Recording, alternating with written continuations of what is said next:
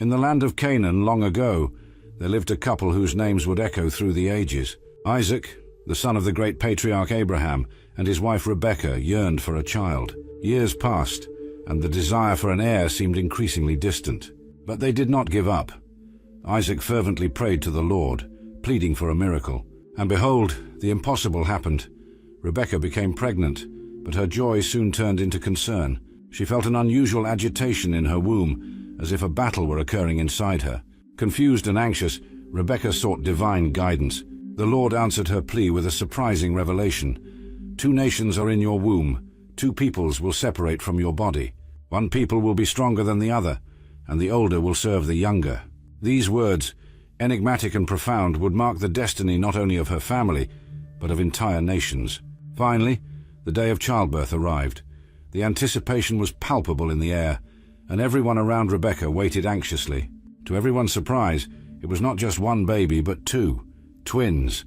The first to be born had reddish skin and was covered in hair, like a little cloak.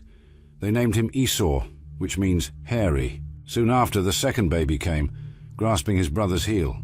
He was named Jacob, which means he who grasps the heel or supplanter. From the very first moment, it was clear that these 2 brothers were as different as day and night. Esau, the firstborn, grew up to be a skilled hunter, a man of the field. He was strong, robust, and impetuous, always seeking adventures in the outdoors. His body was covered in hair, giving him a unique and wild appearance. Jacob, on the other hand, was a quiet man, preferring the peaceful life of the tents. He was astute, reflective, and had a knack for business and strategy. While Esau ran through the forests in search of game, Jacob stayed at home, learning the traditions of his people and the secrets of trade. The difference between the brothers was not limited to their personalities and interests. There was also a distinction in the affection of their parents. Isaac, perhaps admiring Esau's strength and courage, had a preference for the older son. The scent of nature that Esau brought with him after his hunts and the taste of the meat he prepared enchanted the old patriarch. Rebekah, on the other hand, had a special fondness for Jacob, appreciating his calmer nature and his constant presence at home. Years later, a prophet named Malachi would pronounce intriguing words about these brothers. "I loved Jacob, but I hated Esau." These words, shocking at first glance, did not refer to personal hatred, but rather to a divine choice regarding God's greater plan for humanity. It was a declaration that transcended individual personalities, pointing to the role each would play in the history of their people. Esau, as the firstborn, had significant rights and responsibilities. In the culture of the time, the eldest son inherited not only the majority of his father's possessions, but also the patriarchal blessing, a kind of spiritual legacy passed down from generation to generation. This blessing carried with it divine promises, including the promise made to Abraham that through his descendants all the nations of the earth would be blessed. However, destiny had surprising twists in store for these brothers. The prophecy given to Rebekah before the twins were born, that the older would serve the younger, would begin to unfold in unexpected ways. Esau's choices, his impulsiveness, and his apparent lack of appreciation for the spiritual value of his birthright would dramatically shape future events. As the years passed, the differences between Esau and Jacob became increasingly evident. Esau stood out as a fearless hunter, capable of facing the dangers of the wilderness with courage and skill. His imposing, hairy figure was recognized by all, and many admired his strength and dexterity. He was a man of action, living in the present moment, without much concern for the future or deeper spiritual issues. Jacob, in contrast, grew in wisdom and cunning. He observed carefully the world around him, learning the nuances of human relationships and the secrets of trade. His mind was always working, planning, anticipating future moves. Although less physically impressive than his brother, Jacob possessed an inner strength and determination that would enable him to thrive in challenging circumstances. The family dynamics were complex. Isaac, now aging and with poor vision, found comfort in Esau's robust presence and the flavor of the game he brought home. For the patriarch, Esau represented the continuity of a strong lineage, capable of facing the challenges of a world often hostile. Rebekah, on the other hand, saw in Jacob the qualities necessary to lead God's people. She recognized in him a spiritual sensitivity and intelligence that in her opinion made him more suitable to carry on Abraham's legacy. This preference of the parents, though subtle, did not go unnoticed by the brothers. Esau, confident in his status as the firstborn and in his father's love, lived his days without much concern for the future implications of his actions. Jacob, on the other hand, grew with a keen awareness of his secondary position and a burning desire to change his destiny. The story of these brothers invites us to reflect on the complexities of family relationships, the weight of expectations, and how our choices can have far-reaching consequences. Esau and Jacob, so different since birth, were destined for a conflict that would transcend their personal lives, affecting entire nations. As Esau hunted in the fields of Canaan, unaware of the forces shaping his destiny, Jacob observed and planned. The stage was set for one of the most dramatic and consequential episodes in biblical history, a moment that would forever change the course of their lives and the future of their people. The sun was scorching the land of Canaan, its relentless rays making the air shimmer over the parched plains. In this arid and challenging landscape, another chapter in the intriguing story of the brothers Esau and Jacob was unfolding. The day had begun like many others, but it was destined to become a milestone in the history of two nations yet to be born. Esau, the skilled hunter, had set out at dawn. With his bow on his back and a quiver full of arrows, he ventured into the wildlands in search of game. Hours passed, the sun rose high in the sky, and the heat intensified. The hunt, usually successful, proved exceptionally difficult that day. The animals seemed to have vanished, hiding from the scorching heat in burrows and inaccessible shadows. Meanwhile, in the safety of the family tents, Jacob occupied himself with his daily tasks. His eyes, always watchful, occasionally turned toward the horizon, as if he were waiting for his brother's return. There was a tension in the air, a sense that something significant was about to happen. The hours dragged on, and the sun began its descent in the western sky. It was then that a staggering figure appeared on the horizon. It was Esau, exhausted and famished, returning from his fruitless hunt. His body, usually vigorous and full of energy, now seemed fragile and spent. Hunger and thirst had taken their toll, and the proud hunter could barely keep himself upright. The smell of something cooking filled the air, causing Esau's stomach to rumble painfully. His bleary eyes focused on the source of the tempting aroma, a large bubbling pot over the fire, filled with a stew of lentils that Jacob had prepared. "Brother," Esau called, his voice hoarse from thirst, "please give me some of that red stew. I'm starving, about to faint." The words came out in gasps, revealing the desperation of a man at the limit of his strength. Jacob, who had been watching his brother's approach, did not respond immediately. His shrewd eyes studied Esau, assessing the situation. For a moment, the only sounds were the bubbling of the stew and Esau's labored breathing.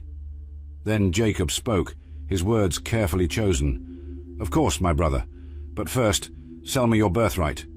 The request, seemingly absurd, hung in the air between them.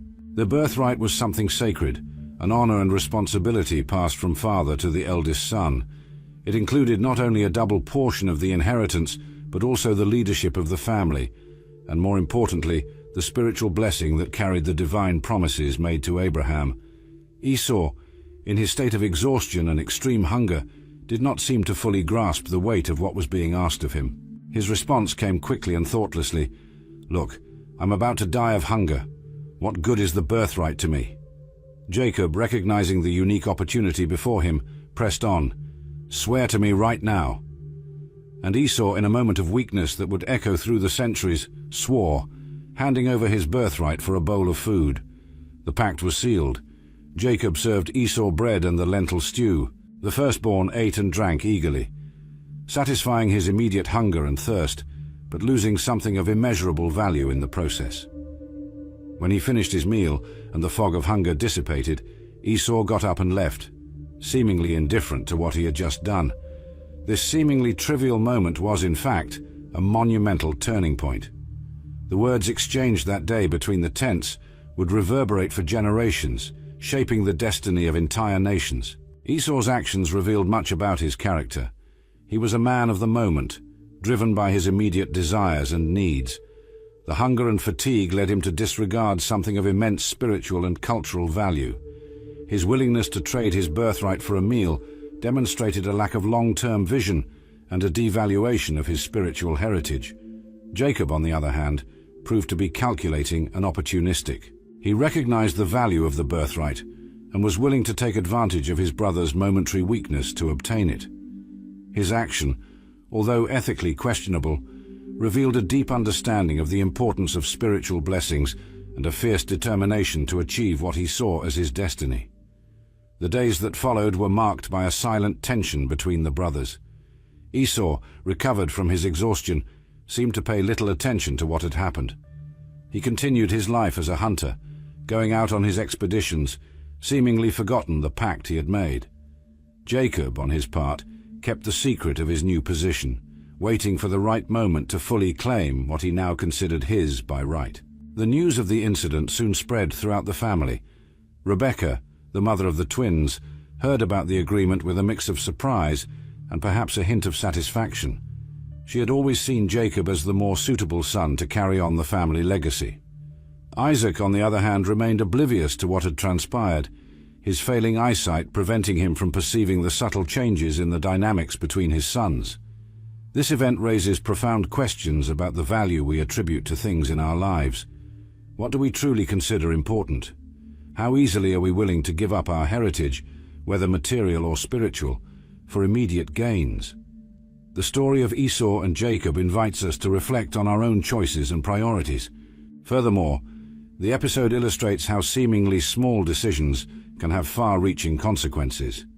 Esau's impulsive choice not only affected his life, but altered the course of history for his people. Sometimes we do not realize the weight of our actions at the moment we perform them, and only with time do we fully understand the impact of our decisions. The sale of the birthright also makes us question the role of destiny versus free will. The prophecy given to Rebekah before the twins' birth, that the older would serve the younger, seemed to be coming to fruition. But to what extent were Esau and Jacob's actions predestined, and to what extent were they the result of their own choices? As time passed, the implications of this agreement began to manifest in subtle ways. Jacob, now the holder of the birthright, adopted a more confident stance.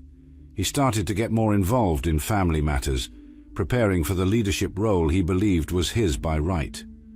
Esau, in turn, continued his life as before, seemingly without remorse or regret for the exchange he had made. However, the seeds of conflict had been sown. The tension between the brothers, once latent, was now silently growing. It was only a matter of time before this tension would come to the surface, bringing with it consequences that neither of them could fully foresee. The story of Esau and Jacob, particularly this episode of the sale of the birthright, continues to fascinate and intrigue readers and scholars to this day. It is a narrative that transcends its historical context, offering timeless lessons about family, choices, consequences, and the delicate balance between destiny and free will. As the sun set over Isaac's tents on that fateful day, no one could fully predict the ramifications of what had occurred. The stage was set for even more dramatic events that would shape not only the future of Esau and Jacob, but the destiny of entire nations. The story of these brothers was far from over, and the following chapters promised to be even more intense and consequential. Years had passed since that fateful day when Esau sold his birthright for a bowl of lentils. Life in Isaac's tent had carried on, seemingly unchanged, but beneath the surface the currents of fate continued to move, setting the stage for one of the most dramatic and consequential moments in the history of this family. Isaac, the patriarch, was now an old man. His eyes, once bright and piercing, had been dimmed by age, leaving him nearly blind. Feeling the weight of the years on his shoulders, Isaac knew that the time had come to pass on the patriarchal blessing, a deeply significant spiritual and cultural act. On a quiet afternoon, Isaac called for Esau, his firstborn and favorite son. His voice, though weakened by age, still carried the authority of a respected leader. "My son," he said, "I am old and do not know the day of my death. Now take your weapons, your quiver and your bow, and go out to the field and hunt something for me. Prepare a tasty meal the way I like it, and bring it to me to eat, so that I may bless you before I die." Esau, always eager to please his father, immediately set out on his mission. The sound of his footsteps had barely faded when another figure emerged from the shadows of the tent. It was Rebekah, Isaac's wife, and the mother of the twins. She had overheard every word of the conversation between father and son, and her heart raced with the urgency of the moment.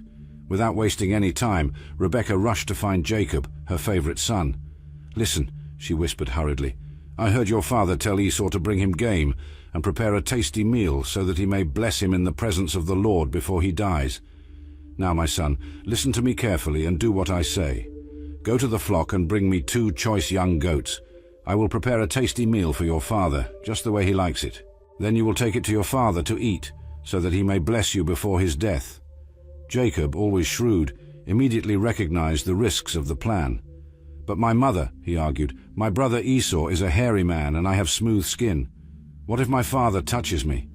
He will realize that I am trying to deceive him and will curse me instead of blessing me." Rebekah, determined in her purpose, replied firmly, "My son, let the curse fall on me. Just obey me and go get the goats for me." Thus began an elaborate charade.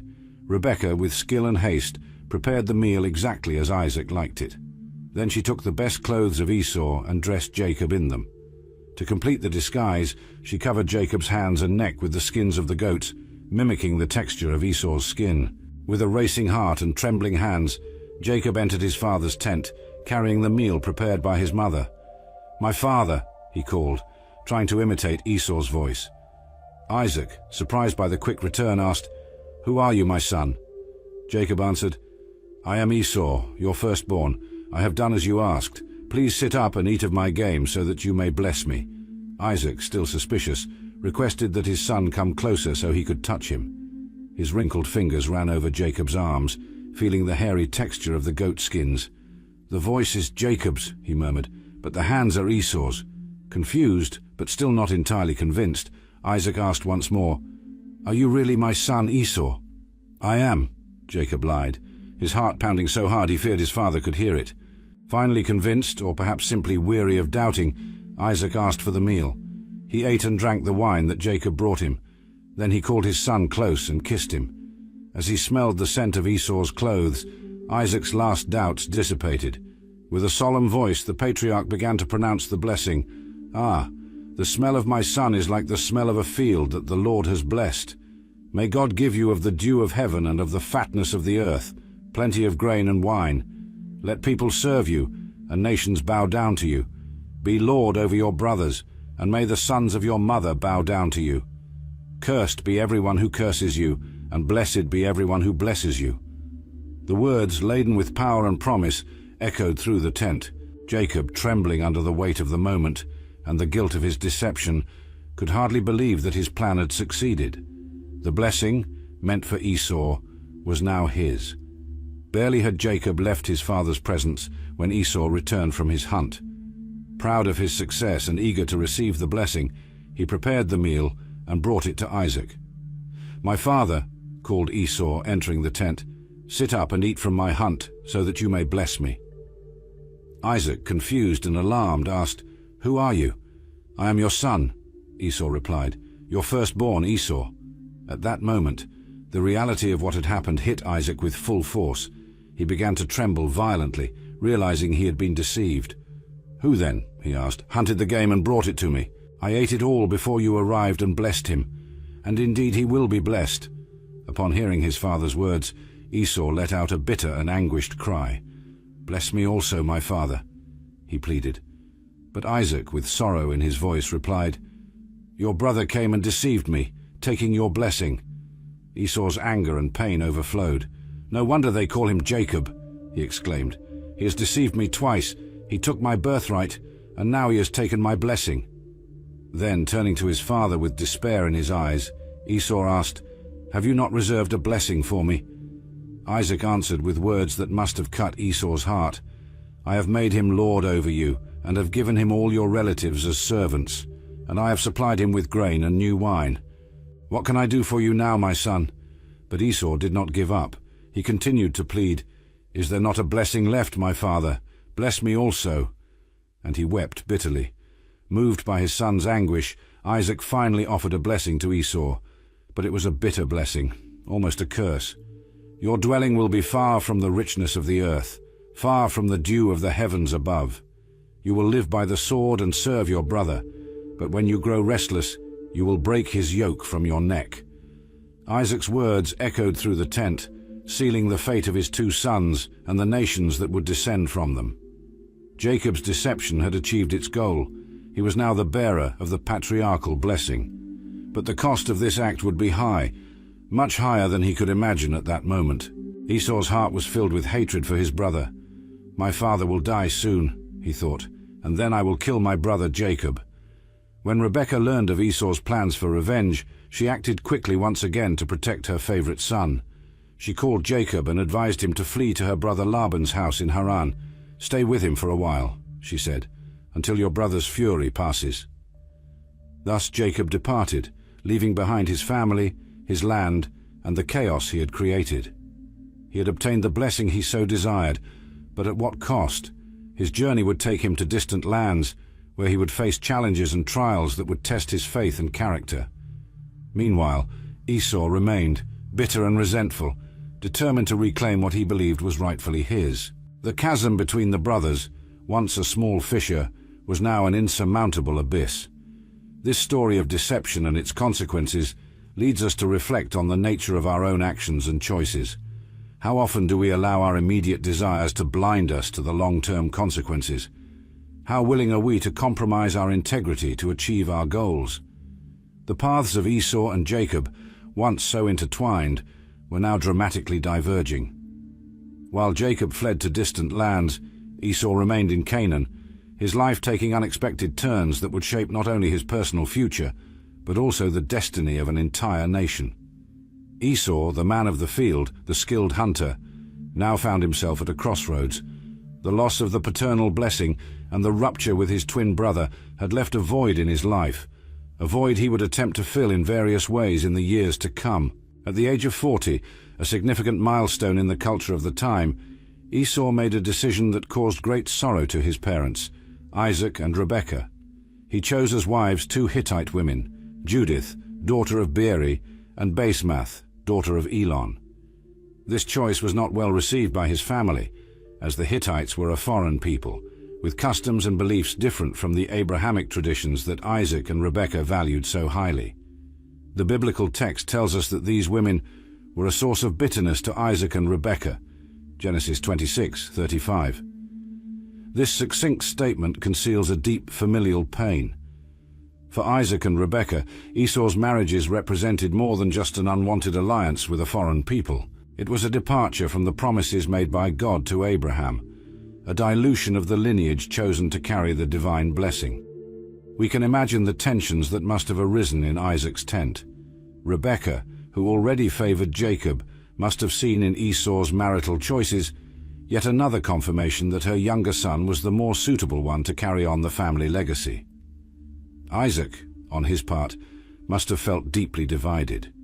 His love for Esau was evident, but his firstborn's actions went against everything he had learned and valued throughout his life. Esau's Hittite wives brought with them not only their customs and beliefs, but also a new dynamic to the family. Life in the patriarchal tent, once centered on traditions and worship of the God of Abraham, now found itself challenged by foreign practices and ideas. This cultural clash must have been a constant source of conflict and tension. Despite this, Esau did not seem to realize the impact of his choices. Or perhaps, in his pain and resentment over the loss of the blessing, he deliberately chose a path that distanced him from his family's traditions.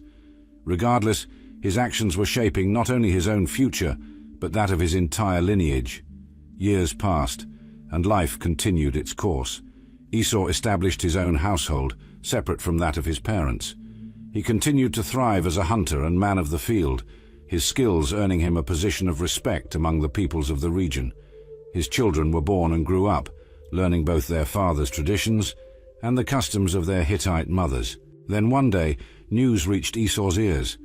His brother Jacob, after years of exile, was returning to Canaan, and he was not coming back alone. He was bringing wives, children, and great wealth.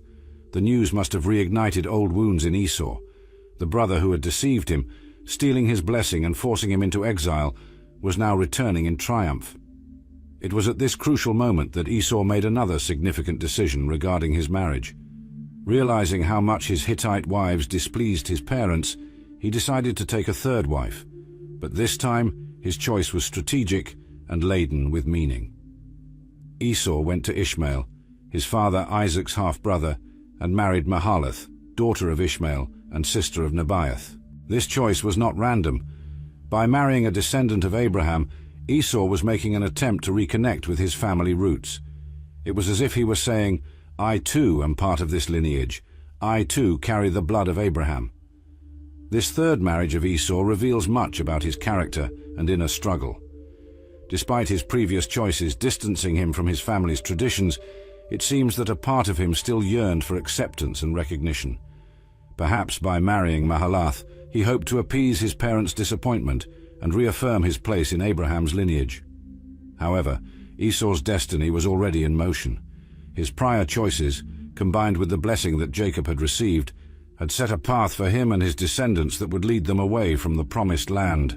Over time, Esau and his family moved to the mountainous region of Seir, south of Canaan. This shift was not just geographical, but also symbolic. By settling in Seir, Esau was effectively separating himself from the promised lineage, beginning his own distinct nation. In Seir, Esau prospered. His descendants multiplied and became powerful.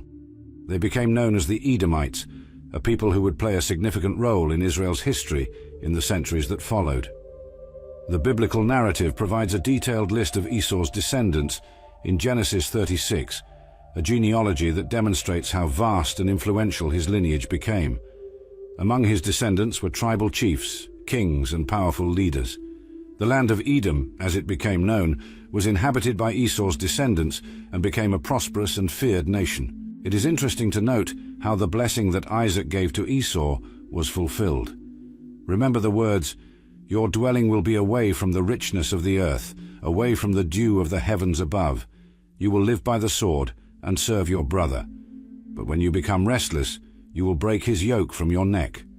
In Seir, a dry and mountainous land, the Edomites indeed lived away from the richness of the earth. They became a warrior people, living by the sword. And although they were sometimes under the dominion of Israel, the descendants of Jacob, they frequently rebelled, breaking the yoke. The story of Esau's marriages and descendants offers several lessons and points of reflection. First, we see how our choices, especially those related to marriage and family, can have far-reaching consequences, affecting not only our lives, but those of future generations. We are also reminded of the complexity of family relationships. The disappointment that Esau caused his parents with his first marriages, and his subsequent attempt to remedy the situation with a third marriage, illustrate the tensions that can arise when family expectations collide with individual choices. Furthermore, Esau's story shows us how identity and belonging are central themes in the human experience. His marital choices reflect an internal struggle between the desire for independence and the need for connection with his roots. The formation of the Edomite nation from Esau's descendants also reminds us how the actions of an individual can have national and even global impacts. What began as a conflict between two brothers transformed into centuries of complex interactions between two nations. Lastly, the story of Esau and his descendants invites us to reflect on the concept of blessing and curse. Despite not receiving his father's primary blessing, Esau still prospered and became the father of a powerful nation. This leads us to question, what truly constitutes a blessing? Is it possible to find purpose and meaning even when things do not go as we planned? As the narrative progresses, we see that Esau's story does not end with him. His descendants, the Edomites, would continue to play a significant role in Israel's history. Sometimes as enemies, sometimes as allies, the paths of Edom and Israel would remain intertwined, reflecting the complex relationship between the twin brothers who founded these nations. Esau's journey from beloved firstborn to father of a foreign nation is a story of choices, consequences, and redemption. Through his marriages and his descendants, he found a new path, different from the one originally destined for him, but no less significant. His story reminds us that even in the face of disappointments and changes in direction, it is still possible to build a lasting legacy. Years passed since Esau and Jacob separated, each following his own path. Esau had settled in the mountainous region of Seir, building a life for himself and his family, while Jacob spent 2 decades in exile, working for his uncle Laban. Now, the moment of their reunion approached, laden with tension and uncertainty. Jacob, returning to the land of Canaan with his wives, children, and wealth, sent messengers ahead to inform Esau of his arrival. When the messengers returned with the news that Esau was coming to meet him with 400 men, Jacob's heart filled with fear. He remembered the vow of revenge his brother had made so many years ago. On the night before the meeting, after dividing his camp and sending gifts to appease Esau, Jacob had his famous encounter with the angel, wrestling until dawn. From this struggle, he emerged with a new name, Israel, and a new perspective. Finally, the day of the meeting arrived. Jacob saw Esau approaching with his men and, fearing the worst, bowed 7 times before his brother. But to his surprise and relief, Esau ran to meet him, embraced him, kissed him, and they both wept. This moment of reconciliation is one of the most powerful in the biblical narrative. Esau, the man who had sworn to kill his brother, now received him with open arms. Time and distance seemed to have softened his anger, allowing fraternal love to prevail. When Esau asked about the gifts Jacob had sent, his brother replied, "To find favor in your eyes, my lord." But Esau, in a gesture of generosity, said, "I have enough, my brother. Keep what is yours."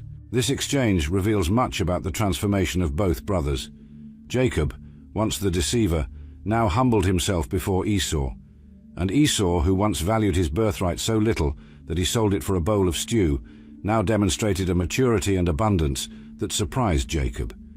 Despite the warm reconciliation, the brothers did not return to live together. Esau went back to Seir, while Jacob settled in Canaan. This geographical separation symbolized the different paths that their lives and those of their descendants would take. Esau's legacy extended far beyond his own life. His descendants, the Edomites, became a powerful nation. The land of Edom, rich in minerals and strategically located along trade routes, prospered for many centuries. However, the relationship between Edom and Israel, the nations founded by Esau and Jacob, was often marked by conflict. There were periods of Israelite domination over Edom, fulfilling part of Isaac's blessing that said Esau would serve his brother. But there were also times when Edom broke the yoke, rebelling against Israel's control. One of the most intriguing aspects of Esau's legacy is how he is remembered in Jewish and Christian tradition. While Jacob is celebrated as the patriarch of Israel, father of the 12 tribes, Esau is often portrayed negatively as an example of someone who despised his birthright. However, a closer reading of the biblical narrative reveals a more complex Esau. He is presented as an impulsive and sometimes reckless man, but also capable of forgiveness and generosity. His reconciliation with Jacob demonstrates a nobility of character that is often overlooked. Esau's legacy invites us to reflect on universal themes: the value we assign to our inheritances, both material and spiritual, the complexity of family relationships, the possibility of healing and reconciliation even after deep wounds, and how our choices can shape not only our lives, but also those of future generations. The story of Esau also reminds us that historical narratives are often written by the winners. While the Bible primarily focuses on Jacob's lineage, the mention of Edom's prosperity and power suggests that Esau's path, though different, was no less significant. Ultimately, Esau's legacy is a testament to the complexity of the human experience. It shows us that our lives are not defined by a single moment or choice, but by the totality of our actions and relationships. The reconciliation with Jacob in particular serves as a powerful reminder that it is possible to overcome even the deepest family divisions. Thus, the story of Esau continues to resonate through the centuries, challenging us to consider our own choices, relationships, and the legacy we will leave for future generations.